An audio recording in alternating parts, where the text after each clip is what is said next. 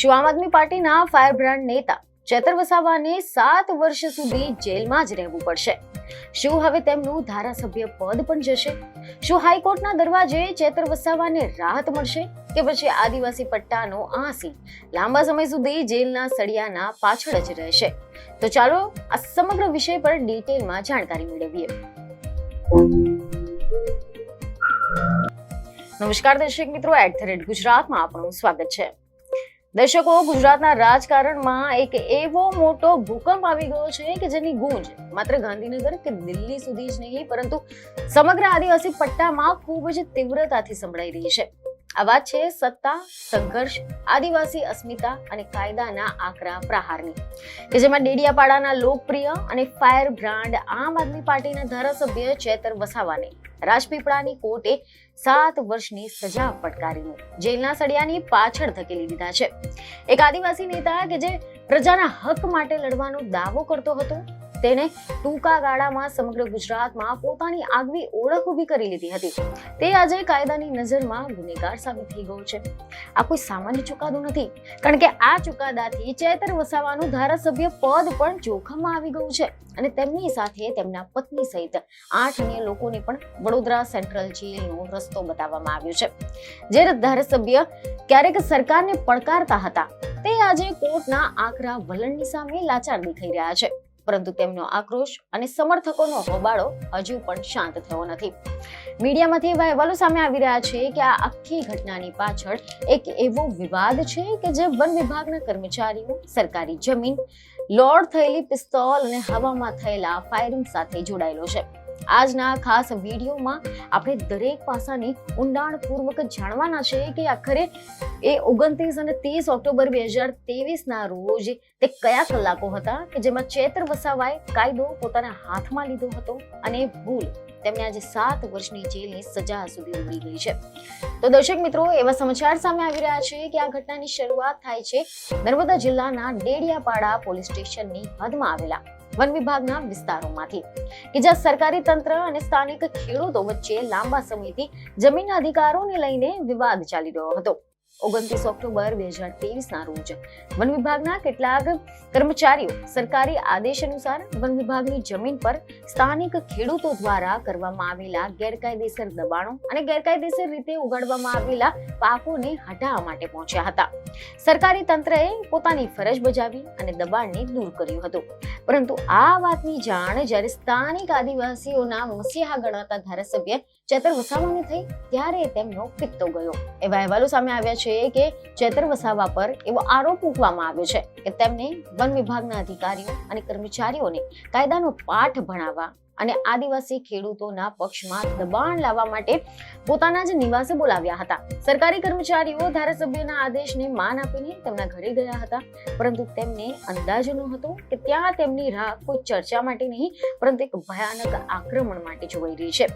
એવી ખબરો સામે આવી રહી છે કે એવા આક્ષેપ કરવામાં આવ્યા છે કે ચેતર વસાવાના ઘરે પહોંચતા જ વનકર્મીઓ પર ધારાસભ્ય, તેમના પત્ની શકુંતલાબેન અને તેમના અન્ય અંગત માણસો તૂટી પડ્યા હતા.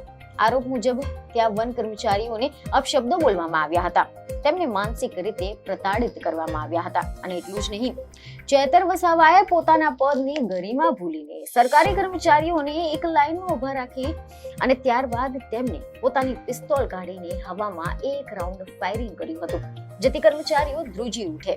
આ દરમિયાન વન કર્મચારીઓના ગાલ પર લાફા મારવાનો પણ ગંભીર આરોપ લગાવવામાં આવ્યો છે અને ગંભીર પરિણામો ભોગવવાની પણ ધમકી આપવામાં આવી હતી.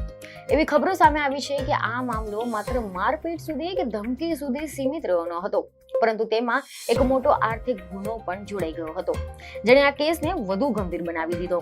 ચેતર વસાવાએ વન વિભાગના જે કર્મચારીઓ છે તેમની પાસે માંગણી કરી હતી કે ખેડૂતોના પાક વન વિભાગે નષ્ટ કર્યો છે, તેમને વળતર તરીકે મોટી રકમ ચૂકવવી પડશે. અને બીજા દિવસે એટલે કે 30મી ઓક્ટોબરના રોજ પણ આ દબાણ ચાલુ રાખ્યું અને અંતે વન કર્મચારીઓએ ડર ના માર્યા એક ખેડૂતને 60,000 રૂપિયાની ખંડણી ચૂકવવી પડી હતી, જે રકમ પાક ગુમાવનાર ખેડૂતોને આપવાની વાત કરી હતી. આ ઘટના બાદ વન વિભાગના ઉચ્ચ અધિકારીઓ હરકતમાં આવી ગયા અને આ ફરિયાદ નોંધાતાની સાથે જ ગુજરાતના રાજકારણમાં ગરમાવો આવી ગયો અને ચેતર વસાવા ભૂગર્ભમાં જતા રહ્યા. જો કે આના બાદમાં તેમની ધરપકડ કરવામાં આવી. મહત્વનું છે કે આ હાઈ પ્રોફાઇલ કેસની સુનાવણી રાજપીપળાની સેશન કોર્ટમાં એડિશનલ ડિસ્ટ્રિક્ટ જજ એવી હિરપરાની અદાલતમાં ચાલી રહી હતી. એવી ખબરો છે કે રાજ્ય સરકાર આ કેસને લઈને અત્યંત ગંભીર હતી, જેથી કરીને આ કેસને મજબૂત પેરવી કરવા માટે સ્પેશિયલ પબ્લિક પ્રોસિક્યુટર અમિત નાયરની નિમણૂક કરવામાં આવી હતી. જ્યારે બચાવ પક્ષ તરફથી સિનિયર એડવોકેટ S.K. જોશીએ ચેતર વસાવા અને અન્ય આરોપીઓને બચાવ કર્યો હતો. એવા પણ અહેવાલ છે કે ટ્રાયલ દરમિયાન સરકારી પક્ષે અત્યંત વ્યાવસાયિક અને મજબૂત રીતે પુરાવા રજૂ કર્યા હતા, જેમાં કુલ 17 જેટલા મહત્વના સાક્ષીઓની તપાસ કરવામાં આવી. સરકારી વકીલ વંદના ભટ્ટે આ ચુકાદા બાદ મીડિયા સમક્ષ જણાવ્યું કે અદાલત સમક્ષ વનકર્મીઓ પર થયેલા હુમલા, હવામાં ફાયરિંગ અને 60,000 રૂપિયાની ખંડણી વસૂલવાના ગુનાના એવા મજબૂત પુરાવા રજૂ કરવામાં આવ્યા હતા, જેને બચાવ પક્ષ નકારી શક્યો નહીં. અને તમામ પુરાવા અને તમામ સાક્ષીઓની જુબાનીને ગ્રાહ્ય રાખીને જજ એવી હિરપરાએ ધારાસભ્ય ચેતર વસાવા સહિત તમામ 9 આરોપીઓને દોષિત ઠેરાવ્યા. અદાલતે આ ગુનાને સરકારી તંત્રના મનોબળને તોડનારા ગણીને તમામ દોષિતોને 7 વર્ષની સખત કેદની સજા અને 25,000 રૂપિયાનો આકરો દંડ ફટકારવામાં આવ્યો છે. આ 9 આરોપીઓમાં 4 મહિલાઓ પણ સામેલ છે, જેમાં ચેતર વસાવાના પત્ની શકુંતલાબેનનો પણ સમાવેશ થાય છે. કોર્ટના આ આદેશ બાદ તરત જ આ તમામ 9 કેદી પોલીસના ચુસ્ત બંદોબસ્તની વચ્ચે વડોદરા સેન્ટ્રલ જેલમાં મોકલી આપવામાં આવ્યા હતા. જોકે આ ચુકાદો આવતાની સાથે જ આમ આદમી પાર્ટી અને વિપક્ષી છાવણીમાં ભારે આક્રોશ ફાટી નીકળ્યો છે.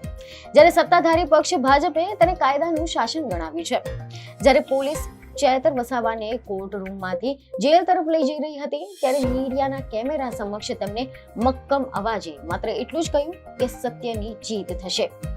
આ તરફ દિલ્હીના આમ આદમી પાર્ટીના રાષ્ટ્રીય સંયોજક અરવિંદ કેજરીવાલે પણ આ ચુકાદાની સામે આકરા પ્રહારો કરતા સોશિયલ મીડિયા પર પોસ્ટ કરી હતી. આ પોસ્ટમાં તેમણે જણાવ્યું કે ચેતર વસાવા એ આદિવાસી સમાજનો એક મજબૂત અવાજ છે, જેમને હંમેશા ગરીબો અને વનવાસીઓના હક માટે લડત આપી છે. કેજરીવાલે આક્ષેપ કર્યો છે કે ભાજપ અને તેમની કેન્દ્રીય એજન્સીઓ ચેતર વસાવાને રાજકીય રીતે રોકી શકી નથી, જેથી કરીને તેમની લોકપ્રિયતાથી ડરીને આ આખો ખોટો કેસ ઉભો કરવામાં આવ્યો છે. પીએમ મોદીની સભામાં તો ભીડ ભેગી કરવી પડે છે, જ્યારે ચેતર વસાવાને સાંભળવા માટે આદિવાસીઓ સ્વયંભૂ ઉમટી પડે છે. અને આ જ ડર આ સજા પાછળનું કારણ છે. આ સિવાય ગુજરાત આમ આદમી પાર્ટીના પ્રદેશ પ્રમુખ ઈસુદાન ગઢવીએ પણ આકરા શબ્દોમાં ભાજપ સરકારની આલોચના કરતા કહ્યું કે ભાજપે ધારાસભ્ય પદ છીનવી લેવા માટે આ આખું ષડયંત્ર રચ્યું છે, પરંતુ આદિવાસી સમાજ આ અન્યાયને ક્યારેય ભૂલશે નહીં. તો બીજી તરફ ચેતર વસાવાના વકીલે સ્પષ્ટ કર્યું છે કે આ નીચલી અદાલતનો ચુકાદો છે અને તેઓ આ અન્યાય સજાની સામે વડી અદાલત એટલે કે ગુજરાત હાઈકોર્ટમાં અપીલ દાખલ કરશે અને વચગાળાના જામીન મેળવવાના તમામ કાનૂની પ્રયાસો કરશે. કાયદાકીય નિષ્ણાતોના મતે જો હાઈકોર્ટ આ સજા પર સ્ટે નહીં આપે તો પછી લોક પ્રતિનિધિત્વ અધિનિયમ મુજબ ચેતર વસાવાનું ધારાસભ્ય પદ પણ રદ થઈ શકે છે, જે આમ આદમી પાર્ટી ગુજરાતમાં બહુ મોટો ફટકો સાબિત થશે.